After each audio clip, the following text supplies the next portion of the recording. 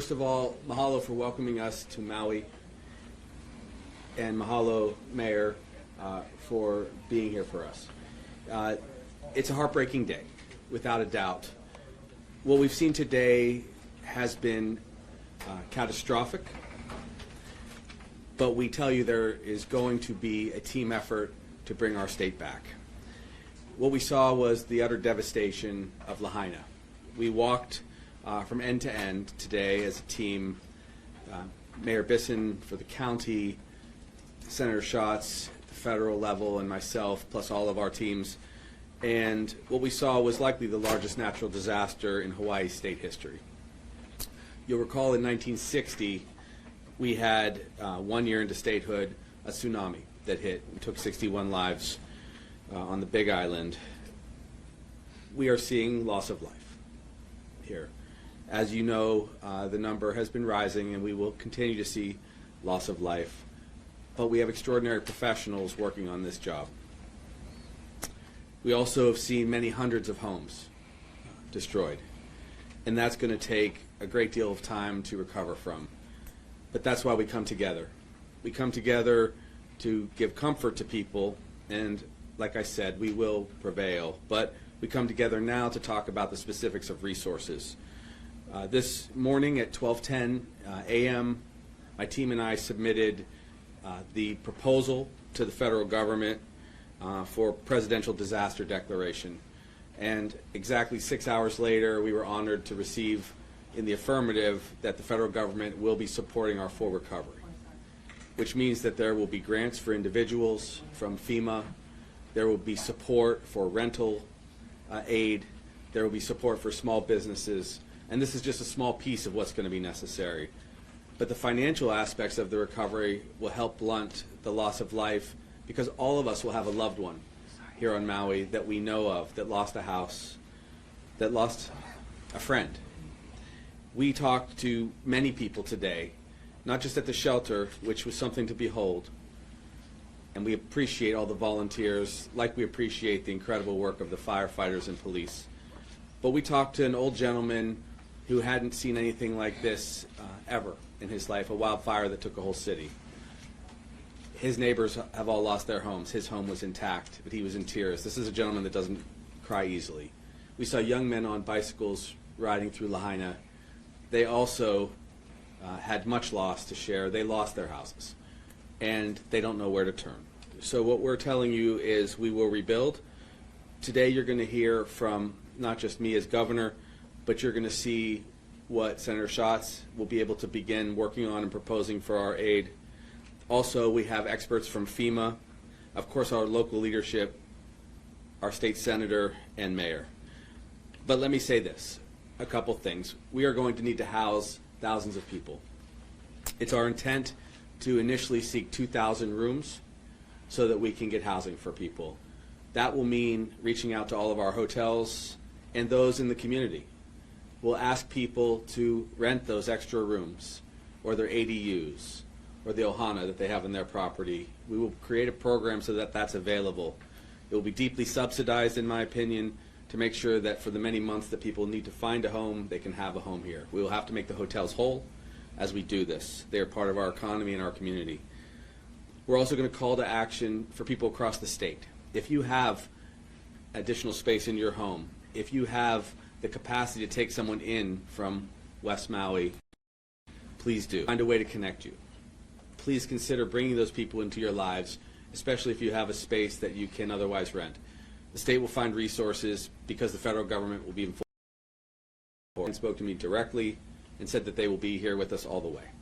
We'll take questions at the end, but I know there are several experts here that are going to address you, and we understand you're hungry for information. Let me just say this up front. We respect that. We know how important it is that you do your jobs, but we're just about 48 hours in, and there's tragedy on the roadside. There's tragedy in the homes in Lahaina, and we're trying to be very careful to respect the dignity of people who have had such loss. So if we've been at any time more difficult to communicate, it's because we're trying to also respect what they've gone through. We'll get you a lot of information as we go forward. So I'll pause there and give it back to Makana. Mahalo, Mayor. At this time, I'd like to welcome up Maui County Mayor Richard Bisson. Aloha mai kako. In an event like this, I think we all understand, goes through several phases. We have been in the phase now of fighting fires and saving lives. I appreciate the patience the media has had with us, allowing us to go through that phase. Soon we'll be in the recovery, rebuilding phase, as the governor has spoken to. We know that's going to be a long process. I really want to speak to our citizens, our residents, our visitors, our businesses who have suffered tremendous loss and probably inconsolable grief. I think for us, the message is we're going to try our very best to identify those that have perished so that the families can have that closure and can have that understanding. We're also going to try and connect our families with those who are in our shelters. As you understand, this was an emergency. People left without taking anything with them. In most cases, they had no choice. So now we're at that phase where we want to make sure those that are in our community, whether they're at a hotel or at a shelter or staying with a family or friend, that we can try and match them back with their families. A lot of work being done by all the good people here to make that happen. And again, as the governor spoke to it, we will rebuild, and that's really what we have no choice but to do. Until you see the devastation that we all witnessed, maybe through photographs before this morning, but in person today, it's difficult to describe. But there are lots of people that will need a lot of help, and our goal as government is to provide that help to people. I did want to also speak to the folks whose homes were not damaged. And I know the question on your mind is, when can I get back to my home? Just as soon as we can try to provide the certainty that we have recovered those that have perished. And that's really our goal right now. We're hoping to find people that might just be injured. A lot of time has passed since the incident, so we're still in that phase. But please allow us to complete this process before we allow people back into the homes. There's no power, there's no water back on the west side either. So those are both things we're trying to restore as well. We also want to make sure we can provide enough shelter space at our shelters for folks. We're kind of at the limits in some of the central Maui ones, and we'll have to be creative with our team after this to try to get more for folks out on the west side. So we're very cognizant of the main things that people want to know. Where's my family member? When can I move back to my home? And what's the long-term plan? I mostly, however, want to thank all the partners, the allies that we have in our federal government, our state government, our fellow county government support, and of course our public. Your patience, your vigilance, we continue to ask for. Thank you. Hello, Mayor. I'd now like to bring up U.S. Representative Brian Schatz. Senator. It's fine, it's fine. U.S. Senator Brian Schatz. No, I lost that race. Aloha, everybody. I just have a couple of things to say. First of all, we are unified from the federal to the state to the county government, and especially including the community. We were fortunate enough to be in the Emergency Operating Center, and I've been in a lot of EOCs, and I have never seen such an extraordinary group of individuals who are professionally and personally dedicated to disaster response and, of course, recovery. And so many people have so many personal relationships that they're kind of managing having to be a first responder but also worry about their own families. And so we all want to thank them. But Josh got a call from the president. I just got a call from the vice president. Leader Schumer called and assured me that he was going to do everything he could in terms of a disaster supplemental funding bill. And one of the best pieces of news, which was fortuitous this week, is that Bob Fenton from Region 9, who has been a longtime friend of Hawaii through FEMA, through other wildfires, through volcanic eruptions, through floods and tropical storms, is here and is one of the most knowledgeable people on disaster response and recovery that you could possibly get. And he's here physically with us, walked Front Street, has done all of it, and is going to stay for the duration, even as The FEMA administrator, I think, arrives tomorrow evening. So we are united. We are not underestimating the task in front of us in the next couple of days and couple of weeks, but also a couple of years. This is going to be a long period of recovery, but we will rebuild.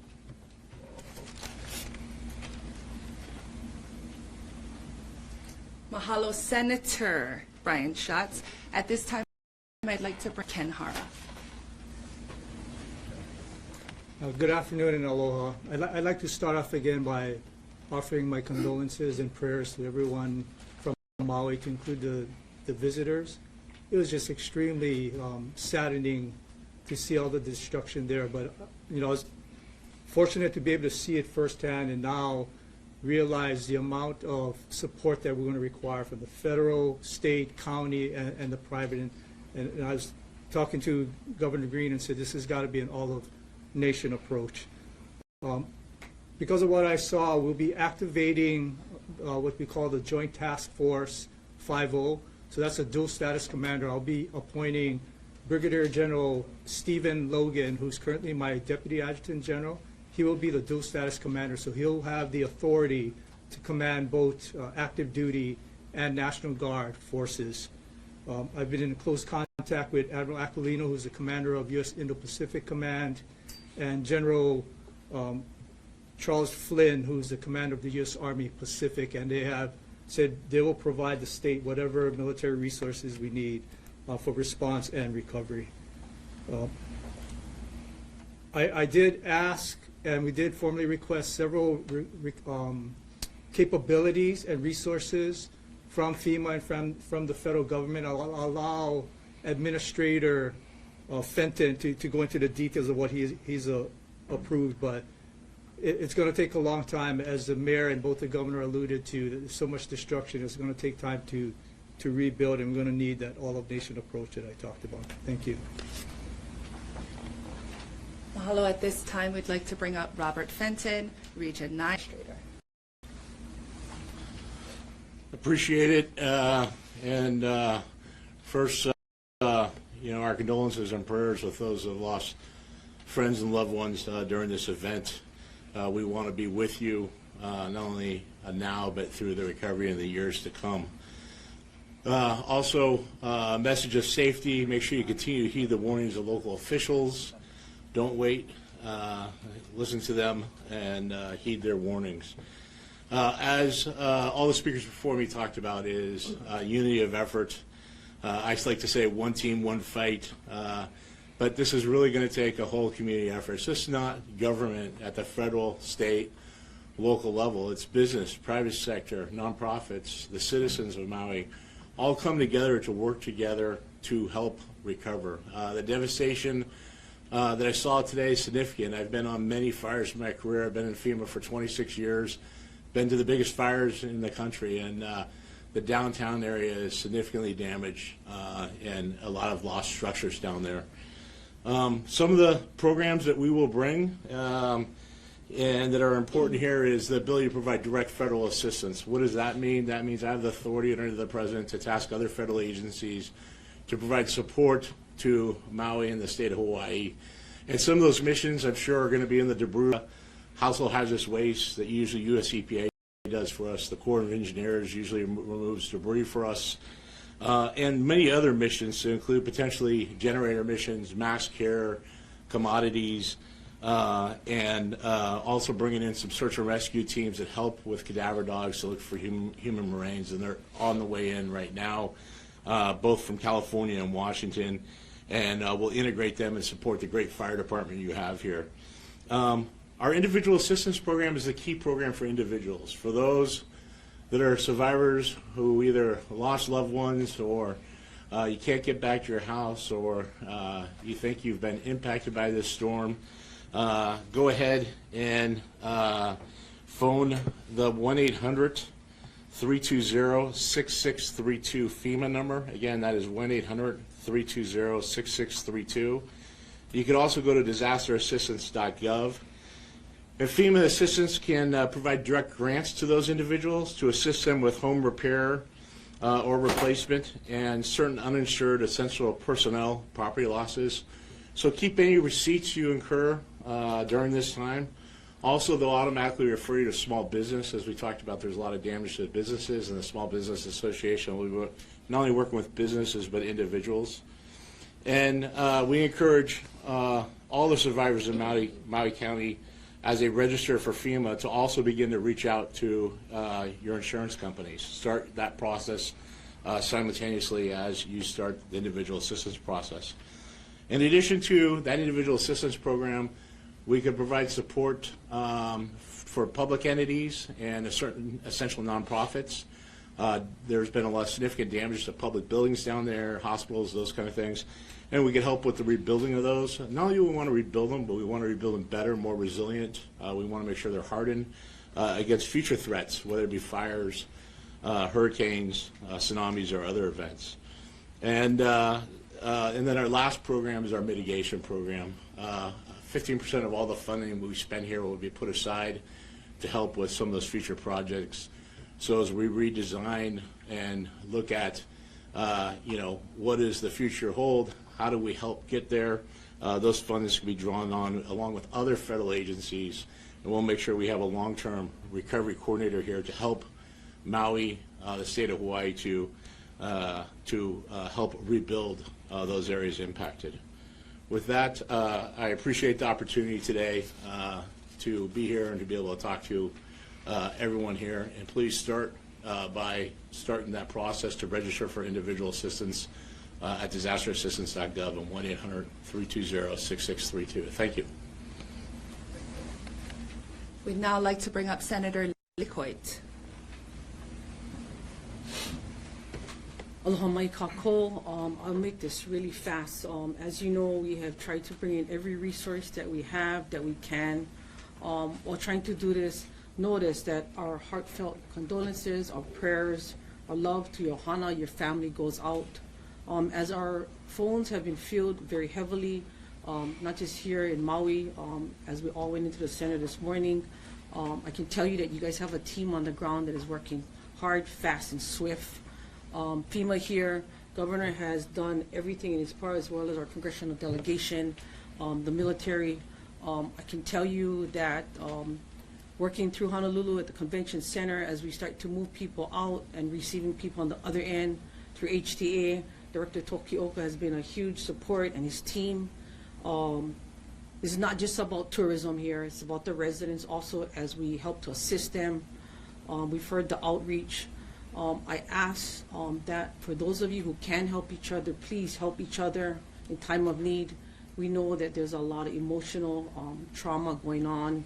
I want to just thank everybody that has supported. We have much funds, supplies coming in, the groups, the businesses that have been affected. These are the businesses that are standing there strong.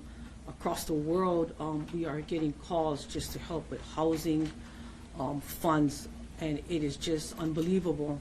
But our priority here is Maui at this time. It's the people of Maui. It's to support the mayor.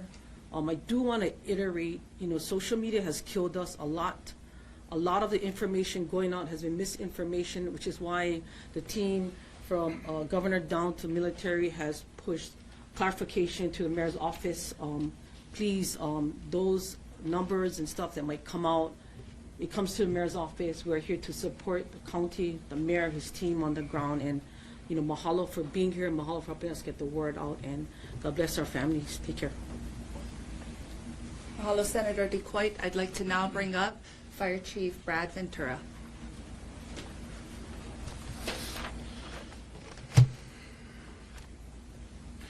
Aloha, good afternoon. My name is Brad Ventura, Fire Chief from Maui County. First, I want to start by giving our deepest condolences to all those affected by this incident. It's affected a lot of us personally, members of our community, our families, and our department. So our hearts go out to all of them. Give you a little bit of background of how the day unfolded Tuesday. Our firefighters are faced with multiple large wildfires beginning just after midnight Tuesday morning. These firefighters are compounded by extreme winds that we're all aware of. The first fire up in Upper Makawao burned about 675 acres. By 11 o'clock in the morning, that's when the Lahaina fire began. It was fueled by gusts up to 60 miles an hour. Some even reported up to 80 miles an hour, but we saw up to 60 miles an hour in the localized area. We redirected resources from many parts of the island to respond to the Lahaina area. And around noon, an additional fire started in Kula, and that spurred evacuations of Kulalani Circle, Kulamanu in that afternoon, and resources were also directed up there. Around 6 p.m., a fourth wildfire started that afternoon on Pulehu Road down in the Central Valley. That burned several hundred acres, and again, resources had to be directed, and decisions had to be made to triage what was most important at the time. So that fire was left with less resources.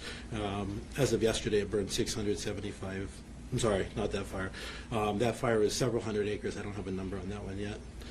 What we want to share with the community is that none of the fires are 100% contained right now, and there's still active fire in all of those areas that I've discussed. Additionally, we've had many small fires in between these large fires, and with the current weather pattern that we're facing, we still have the potential for rapid fire behavior. And so we just want to make sure people stay out of the area, stay diligent. If they see smoke and flames, please call 911. We've stood up our incident management team to manage our resources within our department that are focused mostly on containing all of these emergencies right now and stopping them from growing. Our department has received both state and federal support and resources that are on the way, some landing right now. And what we really want to share with the community is part of the reason we need them to stay out is because it's still very, very hazardous in the burn areas. Things are falling every minute around us, and there have been some people that have been hurt by just falling telephone poles and such. So we need to make sure the area is safe before anybody can return to that space. That's all the comments I have for now. Thank you. Mahalo. Finally, we'd like to bring up Police Chief John Pelletier. Thank you. Our deepest condolences. It can't be stated enough because we don't know how many people we have dead. When this is all said and done, we just don't know. I have to say thank you to the incredible work of the men and women of the Maui Police Department that day in and day out do an incredible job. I have call takers that are answering calls knowing that on the other end we don't have the answers for their loved ones. And I've got officers that are doing everything they can to stand with our firefighters to make sure that this is the safest community possible, because right now, on the face of Maui, that will be here for a very long time. We know that scars heal in time, but they always remain. We need three things from the community right now. We need your patience, we need your prayers, and we need your perseverance. Understand this. Lahaina town is hallowed sacred ground right now because our EV are in that ground. We have to get them out. We will get them out as fast as we can, but I need your patience while we do this. I know you need to get out there. I know that you guys don't have some of the supplies, you don't have power. But we have to respect the fact that we've got loved ones in that earth, and we've got to do the right thing and get them out the right way. That's going to take time. I'll get the road open as fast as I can, but I have to do it safely. As we move forward, I need you to know this. This community is unlike any other. This is one team, one fight. We do have the state, the local, the federal resources here. That flag is red, white, and blue. That flag is red, white, and blue. All of us bleed red. We are here to be with you in this time of need. We are Maui strong. We will get through this. We will be better. We will make this the safest, best community possible. And we need you to understand right now, we need your help more than ever. God bless you. God bless Maui. God bless Hawaii. Mahalo nui. At this time, we'd like to entertain questions from the media present. I'd like to ask for your respectful kokua as we go through that process. I'm going to limit initially to one question per media outlet. Please raise your hand. Please wait for me to call upon you, at which time I'd like to ask you to please state your name and your news organization. Then you may ask the question, and then we will have the team respond accordingly. I will start here. Hi, I'm Stuart Yerton with Civil Beat. I have a question. How much and how long, both for public and private repair and recovery? And when I say this, I mean, how much money are you thinking it's going to take both for the private side and public infrastructure, and how long do you expect this to take? So, thank you, Stuart. It's a very good question. The question, if you couldn't hear it, is how long and what's the size of this recovery? It will take time to know the full extent, but it will be in the billions of dollars, without a doubt. We're first focused on lives lost. That's why we're so heartbroken, and why we have to respect what the Chief of Police had to say.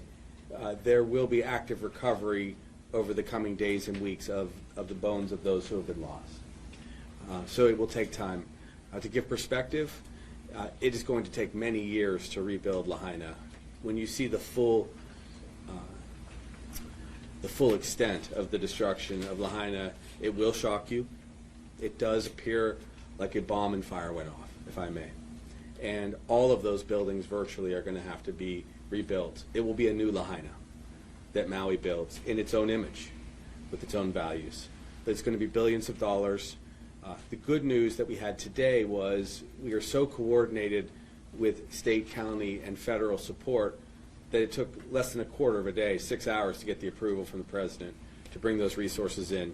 I think what I'll do is I will ask Bob to kind of give you an idea of how, in general, can't speak yet to how fast the dollars will come to our residents, but in general, what happens when FEMA gets that kind of designation.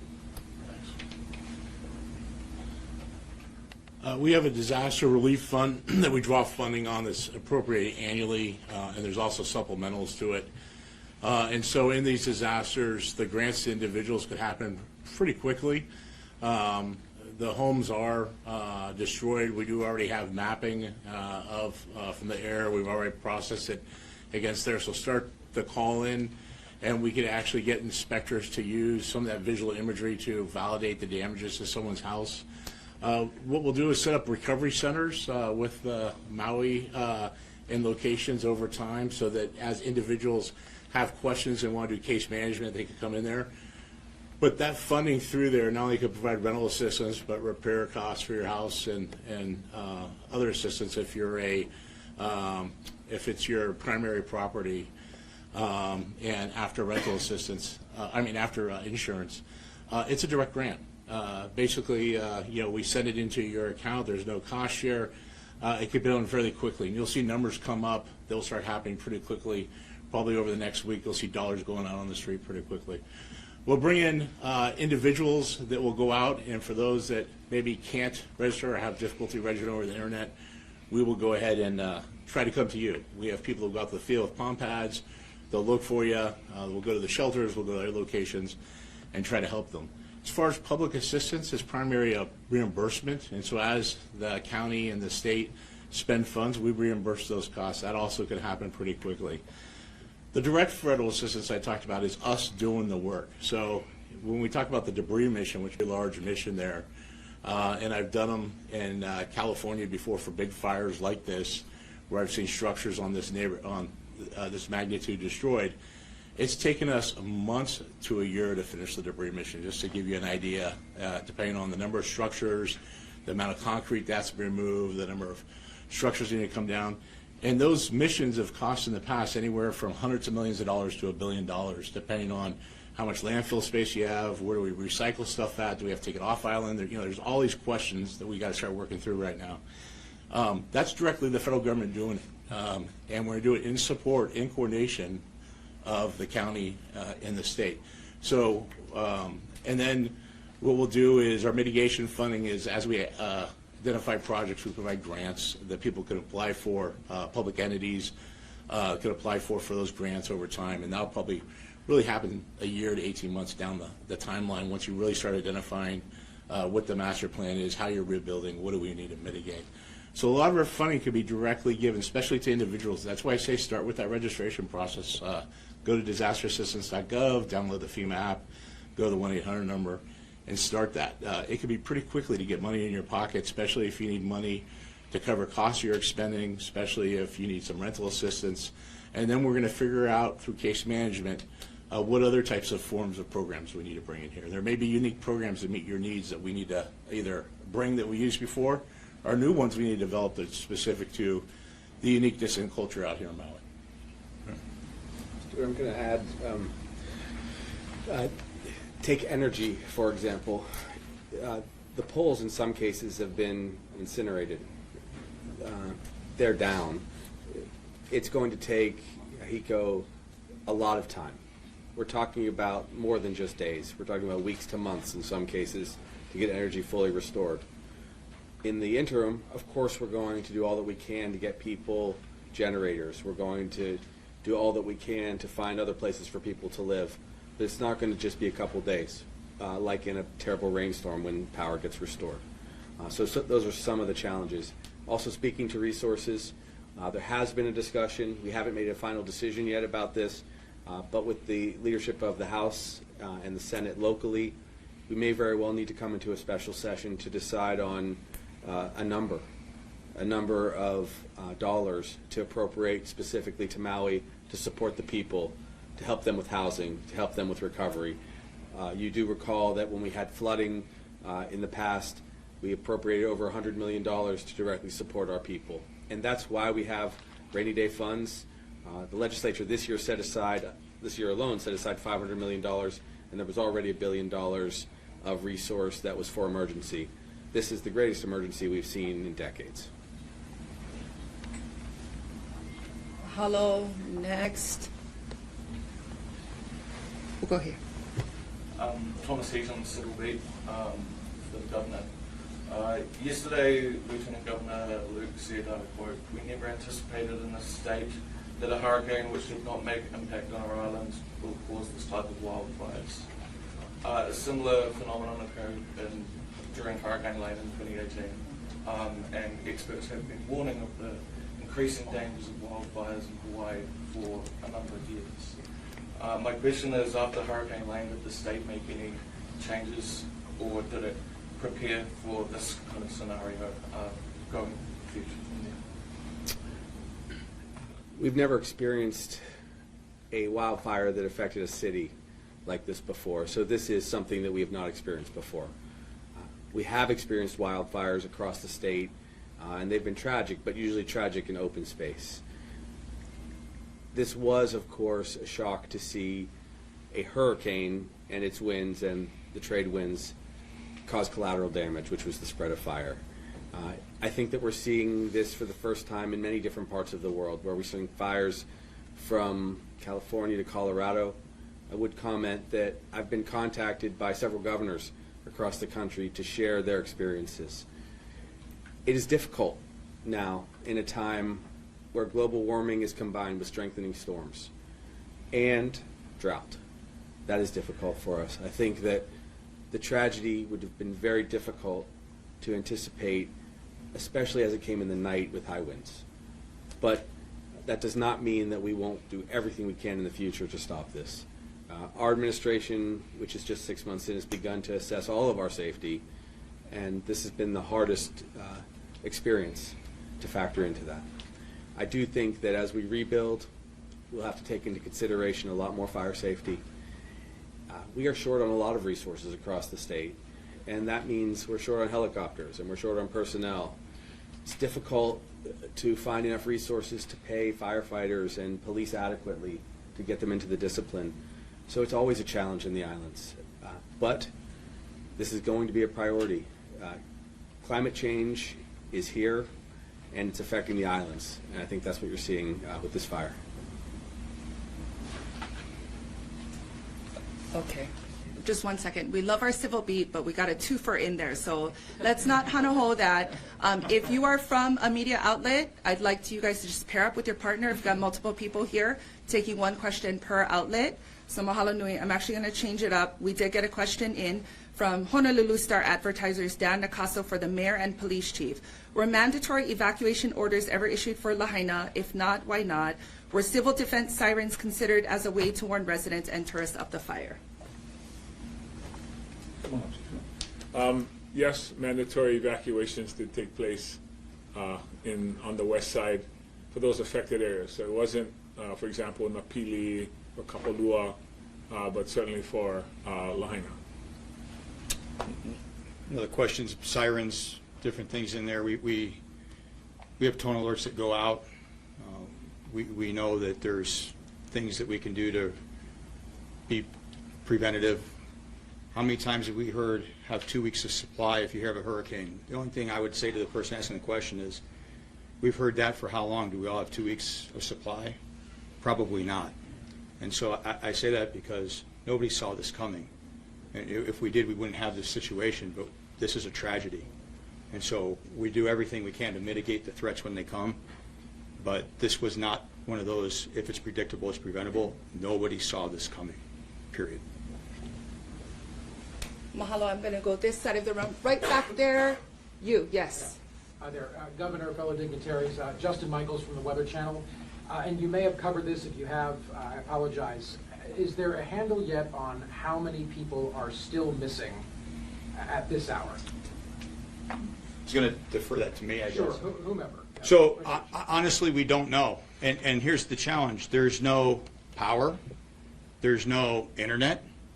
There's no radio coverage. Our pack sets, we're having a hard time getting through on that. The fire burned 2 fires or 3 fires ago, fiber optic cables, which we're in the process on this budget to start replacing some of those. And so now you compound some of that. And so when we're speaking to our officers over there, we're actually having them to get to a certain area so we can get on the sat phone as we're recovering. So I would say that we've got approximately, and this is a very fluid number, but let's say there's 1,000 missing people. Doesn't mean that's how many that we have that have passed. I'm not saying that number at all.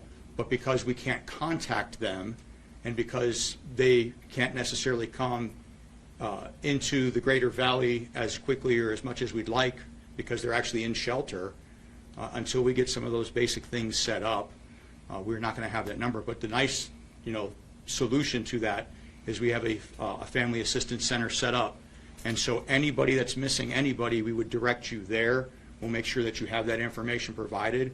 People can go there and give the information of those that they're seeking to find, and as we are able to reunify, we will, and if we have to make certain notifications from there, we will do that as well. I am going to jump here. Wendy Osher, Pacific Media Group in Maui now. I'm just wondering if you could, I know you guys have done reconnaissance, maybe the fire department or the mayor can answer this. Walk us through Front Street, Lahaina. What specific neighborhoods are gone? Was it sporadic? Was it every other house? Was it the entire area? Can you give us a better idea of what we're looking at? It's all gone. What From about Puamana to the chart house. How about going up Malka, like Lahaina Luna Road? How far? The cutoff was the area, well, what we could see today was the highway. So the winds looked like they came from Malka down to Makai. Some of the parts were open, but let's say Keawe Street. In that area, there was one structure that is irreparable, the harm there, but others were intact. But the older neighborhood from the Lahaina Luna Road, from the road down to Front Street, everything there is destroyed. What about the Lahaina Luna area? That's I gotta let Makana ask you who she picks up. So I gotta follow. Are you together as a no, follow-up? just to follow it, because I'm not clear Okay, what can you're you saying. please identify yourself? Yeah, it's Paul Aker with Maui Alert. Already. So those houses in that subdivision by the bypass, how much of that is gone as well? So you're referring to the Lahaina Luna Road neighborhood. Correct. So the fire did start above that, and some of the first homes that caught on fire were in that neighborhood. And from those upper houses, it did go into the Kahoma area. and it also extended to Wahikuli, which is above the highway, closer to the fire station. That kind of answers your question. Any other, before we let you go, any other specific questions related to this? Any piggyback questions? Go ahead. Daryl Huff from Hawaii News Now. In this regard, the wildly different death estimates that have been given of 6, 36, I don't even know where we are today. Can we please get a confirmed death number that you do know? And number two, where are the maps, and can people see these maps that they've used to identify the structures? Because we've also had widely disparate estimates of how many structures have been damaged. So, you know, the public is concerned because one day they hear 271 structures. The next day there's public statements that thousands of structures. So what data do you have that's firm, and what is the process you're going to go through, other than trying to find all the missing people and decide if they're dead? Okay, there's a lot there that you just kind of threw on a, hey, let me back this up. So real quick, 53 right now is confirmed. If the mayor or myself do not give you that number, it's not accurate. There's a lot of people that are in a rush to get news fast. I get it, totally get it, sensational. You want it faster, you want it right. We're going to do it right. We're going to take our time, we're going to do it right. We'll get you the aerial maps when we can. When the mayor said it's all gone, it's all gone. It's all gone. It's gone. So, do I know exactly how many buildings? We'll get that.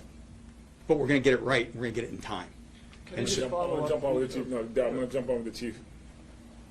If you just want to say, the reason the number is varied is somebody will say, how many residences are gone? Well, if you got a condominium or an apartment building that has 20 units, is that a structure or is that 20 units? You decide how you want to count that. In this case, it doesn't matter because the whole thing is gone. As a store, we're going to count that as a structure. A home is a residence.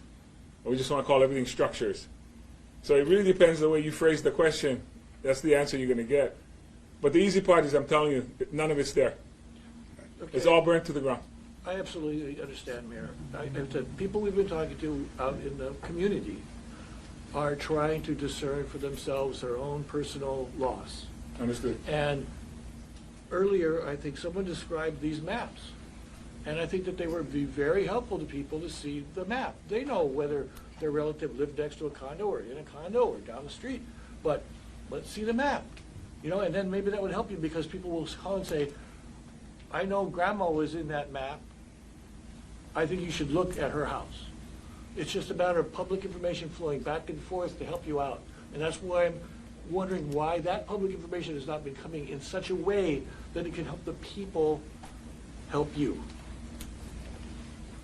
Thank you, Daryl. Go ahead. I wanted to just clarify. 53 Sorry, name and organization. Paula Ramon, AFP. I wanted to clarify. 53 people died in Lahaina's fire only so far. I know the number would probably rise. And also, do you have an estimate how many people are still trapped in there? So 53 confirmed in the Lahaina town, the greater Lahaina town that we're referring to. So far we've recovered 53 confirmed. I do not know, and that's the issue. And so because of the assistance of FEMA, we've got some of the professionals coming in that have done these things in the past, some of the equipment, because realize this, right now we've got Maui Search and Rescue, we've got the police department, we've got some folks from the National Guard. My cops answer calls for service. They go chase bad guys. They go build cases.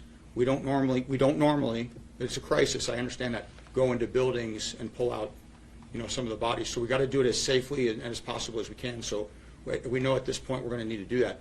But we've got to do it slow and methodical, because we've got to make sure that we respect everything and we bring everybody to the resting place the right way. And so therein lies part of the issue. So it's 53. It is rising. I do not know what the final number is going to be.